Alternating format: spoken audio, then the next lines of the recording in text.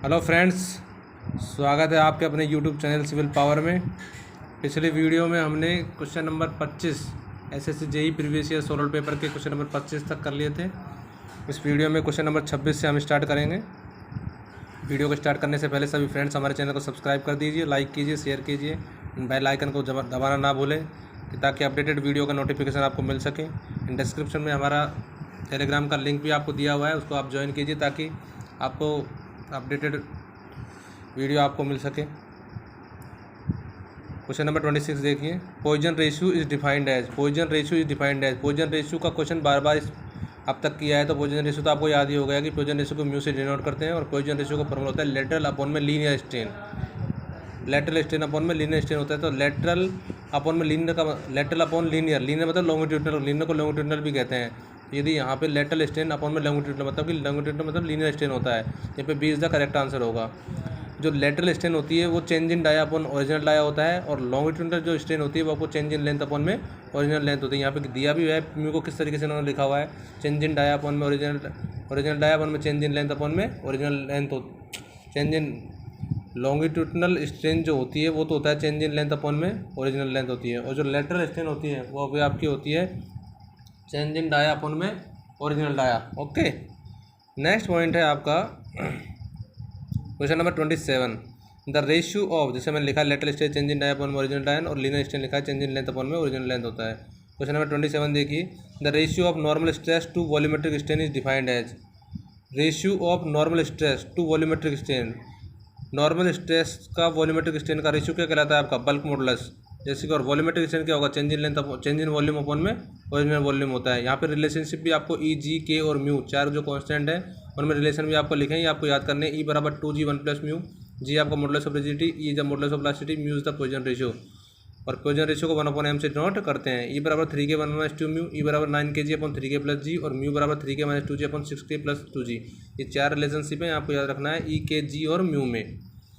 Next point है आप, next question है आपका क्वेश्चन नंबर 28। तो modulus of rigidity is express, modulus of rigidity को ई से डिनोट करते हैं। इसको कैसे लिखते हैं, रिजिडिटी मॉडुलस का फॉर्मूला क्या होगा, शियर स्ट्रेस अपॉन में शियर स्ट्रेन होगा। ओके, अब आता है आपको क्वेश्चन नंबर 29 में लिखा है reaction at support A point पे आपको रिएक्शन निकालना है। ठीक है, यहाँ से नीचे ये आपको डायग्राम दिया हुआ है, यहाँ पे एक फोर्स लगा है 20 किलो न्यूटन, और इस पे आपको क्या निकालना है, रिएक्शन निकालनी है। और बी को पे तो ए पे रिएक्शन निकालने के लिए क्या करेंगे अपन, सबसे पहले बी पे अपन मूवमेंट को क्या करेंगे, जीरो करेंगे। बी से अपन मूवमेंट लेते हैं, तो ये अपना एफ बी डी का बना लिया।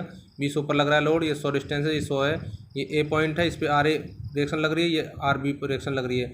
बी पे हम मूवमेंट जीरो कर देते हैं, एट द रेट इसमें लिखा है देखिए, movement at B is zero, then due to top in support. तो बी पे जीरो करेंगे तो कैसे निकालेंगे मूवमेंट, तो सबसे पहले दो फोर्स है अपने पास, तो फोर्स एक 20 है, 20 अपवर्ड फोर्स है, इसको पॉजिटिव लेके चल रहे हैं, तो 20 गुना बी पे मूवमेंट लेना है, तो 20 गुना 200, तो 20 गुना 200, क्योंकि बी से जीरो लिया है, बी पे मूवमेंट आपका जीरो है, तो 20 गुना 200 प्लस में रिएक्शन आर ए भी अपवर्ड डायरेक्शन में जैसे 20 था, तो आर ए इंटू में बी से मूवमेंट ले तो आर ए इंटू कितना 100, तो यहाँ से आप आर ए की वैल्यू कितनी आ जाएगी, -40 किलो न्यूटन। तो माइनस का मतलब है कि डाउनवर्ड रिएक्शन है, आर ए अप नहीं है, उसका डाउनवर्ड होगा।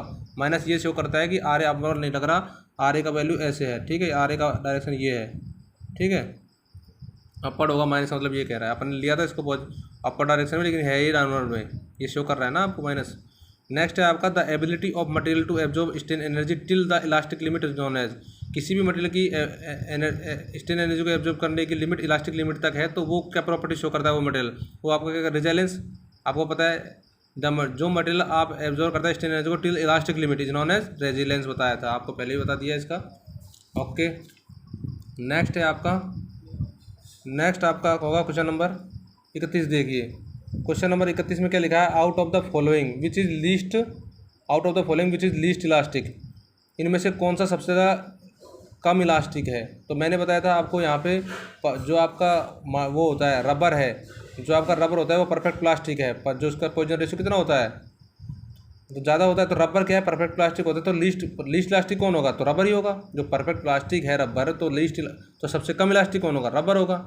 इसमें लिखा भी है देखिए, material which has maximum value of modulus of elasticity will be most elastic material. तो elasticity is directly proportional to modulus of elasticity होती है। ठीक है, और elasticity is inversely proportional to 1 / strain होता है। तो आपको याद रखना है लीस्ट इलास्टिक कौन है, आपका रबर है, और परफेक्ट प्लास्टिक आपका होता है वो लीस्ट इलास्टिक होगा। नेक्स्ट है आपका क्वेश्चन नंबर 32 देखिए। क्वेश्चन नंबर 32 में है आपका a bar l metre long and having its area cross section a, एक एल लेंथ की मीटर की बार है, उसका क्रॉस सेक्शन एरिया ए है, is subjected to gradually applied tension force W, the strain energy store in the bar is given by. तो strain energy दो तरीके, ऐसे कोई एल मीटर की एक लेंथ की बार है, उसका क्रॉस सेक्शन एरिया, उस पर दो तरीके के लोड लग रहे हैं, सडन अप्लाइड लोड लग रहा है, एक ग्रेजुएशन अप्लाइड, दोनों के लिए निकाल लेता हूँ मैं। इसने कहा तो वैसे subject to gradually applied tension force के लिए पूछा है इसने। ग्रेजुअली के लिए तो कितना होगा, W square L upon 2a होगा, जो यहाँ निकाल रखा है देखिए। ग्रेजुअली अप्लाइड लोड जब लगेगा किसी एल लेंथ की बार पे, ठीक है, तो वहाँ पे उसका फॉर्मूला होता है स्ट्रेन एनर्जी बराबर होता है area under strain curve into में वॉल्यूम होता है। तो एरिया कितना हो जाएगा इस ट्रायंगुलर एरिया का, ये देखिए आप 1/2 stress into strain into volume. तो स्ट्रेस कितनी हो जाएगी, स्ट्रेस ये होगी, ये स्ट्रेन ये होगी, तो स्ट्रेस डब्ल्यू अपॉन ए का स्ट्रेस होगा, और स्ट्रेन कितनी होगी डब्ल्यू अपॉन ए ई इंटू में वॉल्यूम कितना हो जाएगा टोटल एरिया इंटू लेंथ। तो ऐसे आपका कितना आ जाएगा strain energy W square L upon में 2a। ग्रेजुअली अप्लाइड लोड के लिए कितना होगा, पूछा भी ग्रेजुअली के लिए, W square L upon 2a भी ऑप्शन होगा।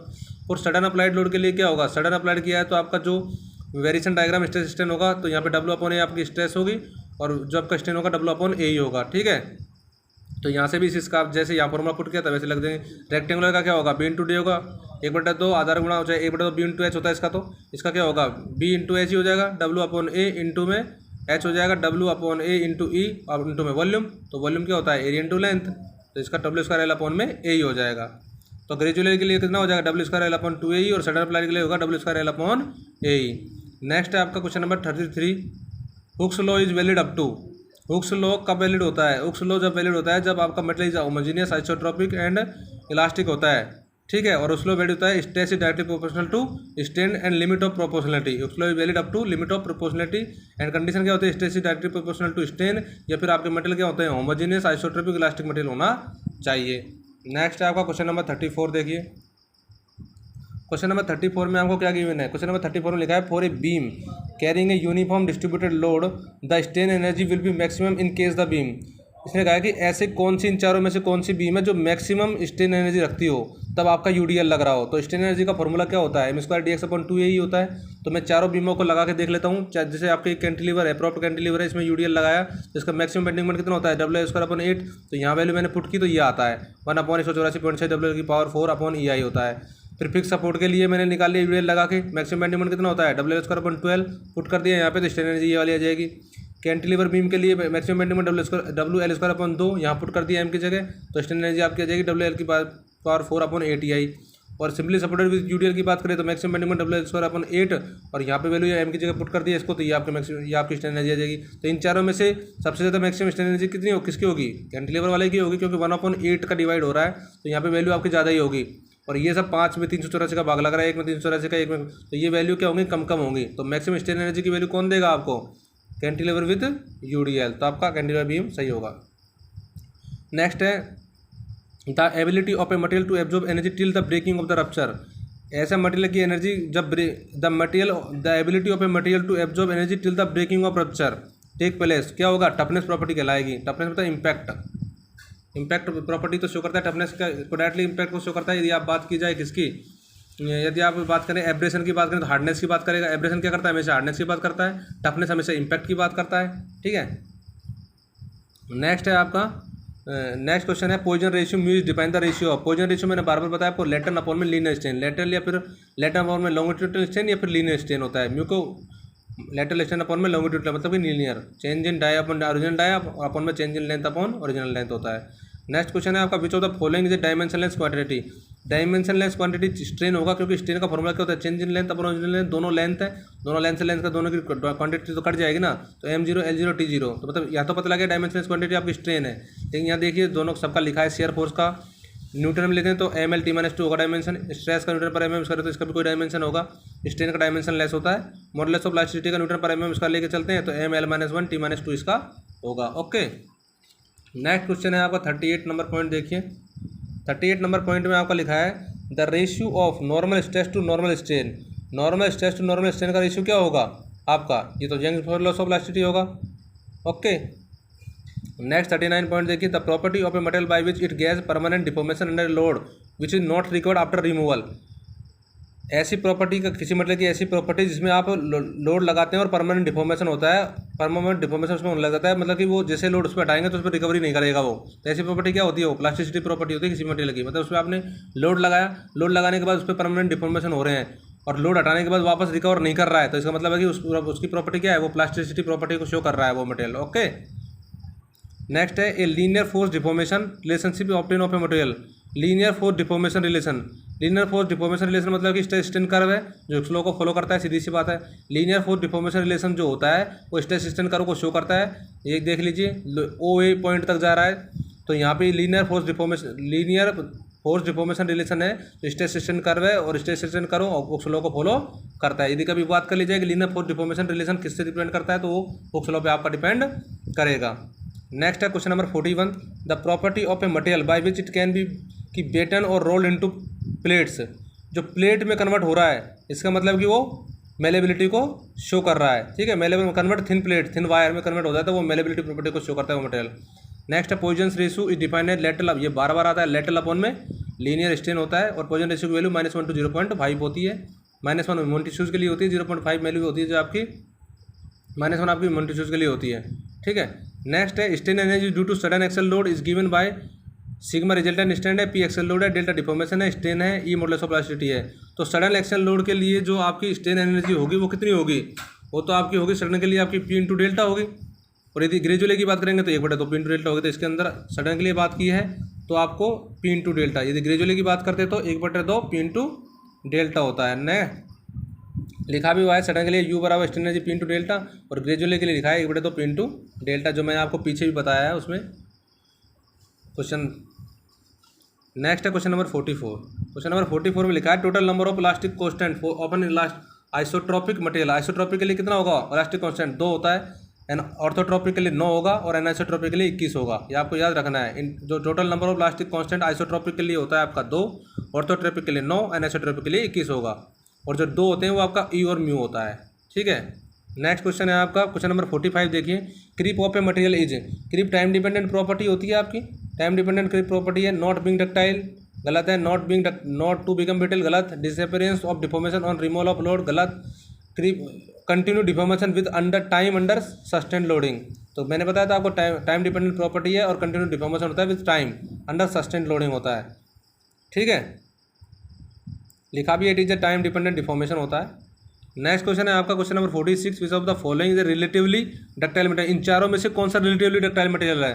तो high carbon steel, bronze, mild steel, cast iron तो प्योर ब्रिटल मटेरियल है, तो mild steel relatively ductile material है। यहाँ पे लिखा है if post elastic strain is greater than 5%, यदि पोस्ट इलास्टिक स्ट्रेन 5% से ज़्यादा है तो आपका मटेरियल क्या होगा? डक्टाइल। यदि लेस देन 5% है तो आपका ब्रिटल होगा, मैंने लिख दिया है यहाँ पे। यदि post elastic strain greater than 5% है तो आपका मटेरियल डक्टाइल है, लेस देन 5% होगा तो आपका ब्रिटल होगा। और यहाँ पे रिलेटिव डक्टाइल मटेरियल चारों में से होगा माइल्ड स्टील आपका डक्टाइल है। जैसे आपको ये देखिए, माइल्ड स्टील सबसे ज़्यादा डक्टाइल है, फिर ब्रॉन्ज है, फिर हाई कार्बन स्टील है, फिर कास्ट आयरन। कास्ट आयरन को तो ब्रिटल ही कह सकते हो आप, ठीक है।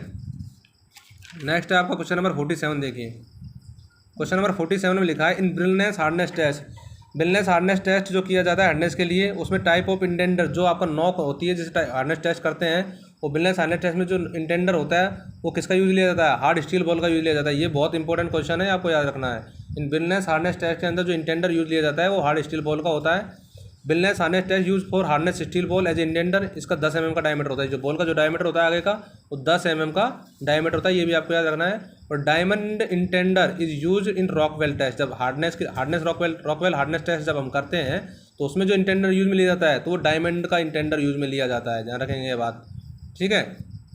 जब रॉकवेल हार्डनेस टेस्ट करते हैं तो डायमंड का इंटेंडर यूज में लिया जाता है। क्वेश्चन नंबर 48 देखिए, the intensity of direct longitudinal stress in the cross section of at any point distance r from the neutral axis the proportional to.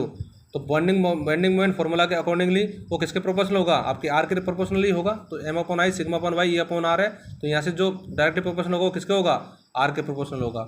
Next देखिए आप क्वेश्चन नंबर 49 में लिखा है which of the following material is accepted to have least Young modulus of plasticity. सबसे कम Young's modulus of plasticity कौन लगता है? मैंने कल ही आपको बताया था ये कि यंग्स मॉडुलस ऑफ प्लास्टिसिटी सबसे कम वुड की होती है, लकड़ी की। तो लकड़ी की 0 पॉइंट कितनी होती है? 0.120 न्यूटन पर mm स्क्वायर होता है। ओके, ये आपको याद रखनी है। स्टील की आपको पता है 2 × 10⁵ न्यूटन पर mm स्क्वायर होता है, कहीं आपको 2.1 × 10⁵ न्यूटन पर mm स्क्वायर भी लिखा मिल जाएगा। ओके, नेक्स्ट है आपका question number 50। Consider the following factor, larger number of loading cycle, large variation in stress, large stress consider these associate with फैटिक property. फैटिक property का मतलब होता है टोटल नंबर ऑफ साइकिल्स कितना उस पर प्रोवाइड कर रहे हैं ताकि वो टूट जाए। आपने देखा होगा कभी कभी स्टील के वायर को आप बार बार उस पर लोड लगाते हो, बार बार मोड़ते हो, ऊपर नीचे करते हो, तो एक समय आता है जब वो फेल हो जाता है, मतलब कि टोटल कंटिन्यूस उस पर cycle reversal of stresses upon apply कर रहे हैं तो वहाँ पे फैटिक प्रॉपर्टी जनरेट होगी, सीधी सी बात है। रिवर्सल ऑफ स्ट्रेस का मतलब होता है इंडोरेंस लिमिट आ जाती है उसकी, और इंडोरेंस लिमिट आता है उसके फैटिक प्रॉपर्टी को शो करता है। तो फैटिक प्रॉपर्टी के लिए हमें ये चीज़ें चेक करनी कि तीनों सही है गलत है। तो फैटिक प्रॉपर्टी के लिए large number of life cycle सही है ये। लार्ज वेरिएशन इन स्ट्रेस, हाँ लार्ज वेरिएशन ऑफ स्ट्रेस पर अप्लाई करते हैं तो फैटिक प्रॉपर्टी शो करता है। लार्ज स्ट्रेस कंसंट्रेशन होगा तो भी फैटिक प्रॉपर्टी, तो ये तीनों आपके सही होंगे, तो आंसर आपका डी होगा। नेक्स्ट है match list 1 and list 2, Young's modulus, ठीक है, और Poisson's ratio, bulk modulus, rigidity modulus, इनके लिए मैंने सबके लिए फॉर्मूला आपको बता रखा है, लेकिन यहाँ से आप देख लीजिए डायरेक्ट, आप आंसर तो मैंने लगा दिया ए है, लेकिन यंग्स मॉडुलस का स्ट्रेस अपॉन स्ट्रेन होता है, पॉइजन्स रेशियो होता है लेटरल स्ट्रेन अपॉन में लीनियर स्ट्रेन होता है, बल्क मॉडुलस का formula direct stress upon volumetric strain, and volumetric strain होता है चेंज इन वॉल्यूम अपॉन में ओरिजिनल वॉल्यूम होता है। रिजिडिटी मॉडुलस क्या होता है, शियर स्ट्रेस अपॉन में shear strain. Okay, next question है आपका question number 52। The ratio of Young's modulus two modulus of rigidity, मतलब ई अपॉन जी का रेशियो पूछा है, और जब आपके पास पॉइजन रेशियो वैल्यू कितनी है 0.2, तो ई बराबर 2g 1 + म्यू होता है। पॉइजन रेशियो आपको गिवन है 0.2, तो यहाँ से ई अपॉन जी कर लेंगे, 2 1 + म्यू कितना है 0.2, तो यहाँ से ई अपॉन जी का रेशियो क्या आ जाएगा 2.4। ओके, नेक्स्ट है आपका what will be the relation between E modulus of rigidity and K bulk modulus with Poisson ratio 0.25। आपको बताना है ई और के बीच में रिलेशन बताना है जब पॉइजन रेशियो की वैल्यू क्या होती है 0.25। तो फॉर्मूला मैंने देखा है ई और के का रिलेशन क्या होता है, ई बराबर 3 के 1 - 2 म्यू, और म्यू आपको कितना गिवन है 0.25, तो 3 के 1 - 2 म्यू, म्यू कितना है 0.25, तो 0.5 हो जाएगा ये, तो ई बराबर कितना हो जाएगा 1.5 के, ठीक है। ई और के बीच में रिलेशन होगा, E is the date times of K. Okay, next आपका 54 लिखा है the strain energy store in a body due to external loading within the elastic limit known as the strain energy store है body के अंदर due to external loading within elastic limit, तो property क्या होगी, resilience property होगी आपकी, ये तो मैंने आपको पहले बता दिया था। इसमें क्वेश्चन क्या है, रिपीटेशन हो रहे हैं आपको, इससे क्या है कंफर्म याद हो जाएंगी सब चीज़ें। The area under stress strain curve represent, मतलब जो एरिया स्ट्रेस स्ट्रेन कर्व में रिप्रेजेंट करता है अप टू फ्रैक्चर पे, तो वो होता है आपका टफनेस ऑफ मटेरियल होता है, ये आपको याद रखना है। ये क्वेश्चन सही है, मोस्ट है ये क्वेश्चन, जैसे इसमें ये शो कर रहा है, ठीक है। तो mild steel is tougher than the cast iron. Okay friends, इस वीडियो में कल हम 56 पॉइंट से करेंगे। Thank you.